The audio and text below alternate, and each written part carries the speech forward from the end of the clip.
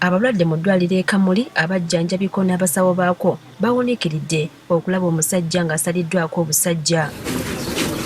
Moses Kawubanya ow'emyaka 45 mu kiseera kino talina busajja oluvannyuma lwa mukazi we Susan Namuganza ow'emyaka 34 okubukakkanako n'abusala.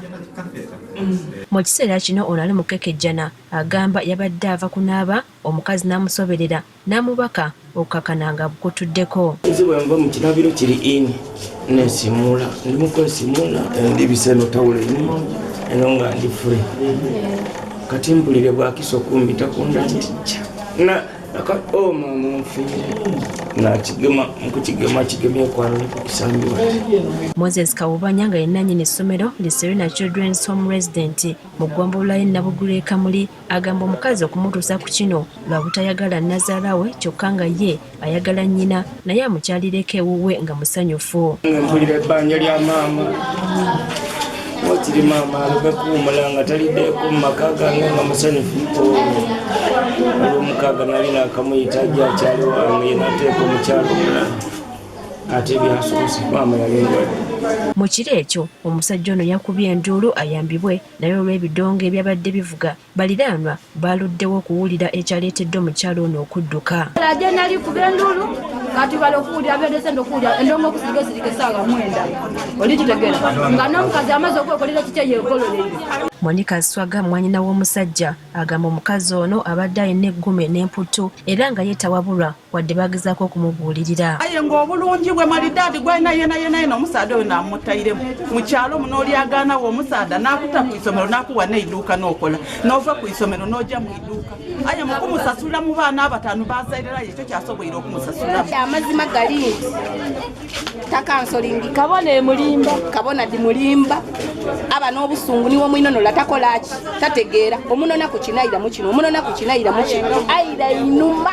Babakyala banyigidde munnaabwe olwa kino kye yakoze nga baagala naye akwatibwe ayisibwe mu mbeera yennyini mwayisizza bba. Tiri kwandaba mukawe munga bwakayeiba oba bamugamya awaali wona bamukawe kumata atyamiraga kuba kutyama abe ngali bunano obuluminga butono aye wano bakawe nga ilala balikala kubati babatali nilino balikala kubati batewali alambale kyanda kiti ako ngali bonerera eyempeta kyono ina n'amaka ag'omusaada tekirungi omukazi okuyitira omusaada amaka ibono bagaja aleko omusaada yafuna abakazi abandi abanakuuma abaana bo. Kyokka omukazi bwe yalaba bba bamuddusiza mu ddwaliro kwe kuddayo awaka n'akwatamu ebyanguwa ko n'ensimbi n'adduka. Omwana ow'emyezi obwezi n'alekaawo.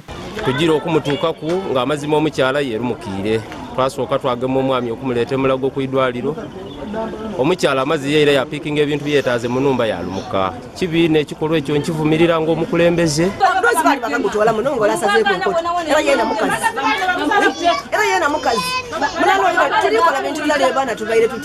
Abaagalana baweereddwa amagezi bulijjo okuddukira mu bw'obuyinza nga bafunye obutakkaanya bayambibwe. Anti banange nga tuli mu bufumbo tufuna emitima egifumiintiriza nga baaga ebisobye tufuna abatukansolinga tufuna embeera gye tuba tugemerengamu ebyobufumbo aye okusalawo okwo ekikolwa ekyo kibiino. Omuwagizi wa poliisi mu Busoga North Michael Kasada agamba batandise okunoonyereza ku nsonga eno.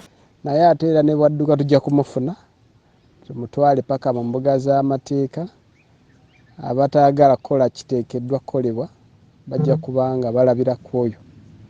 Era tukubiriza omuntu yenna ayinza okubeera n'amawulire agatuusa ku ono omukyala akwatagane ne poliisi mu bwangu kituyambe okumaliriza okunoonyereza mu bwangu era onatwalibwe mu mbuga z'amateeka. Ebikolwa by'obutabanguko mu maka ebituuse n'abakazi okutuusa obuvune ku basajja mu bitundu bya Busoga beeyongera buli lukya ekitandise n'okweraliikiriza abasajja abasinga obungi. Twabonako ebuwenge omukyala yena abantu bagema omusaada oti n'engeri neeno bamusalako obusolo bamusuula mu kiina kye bakubamu amabaali.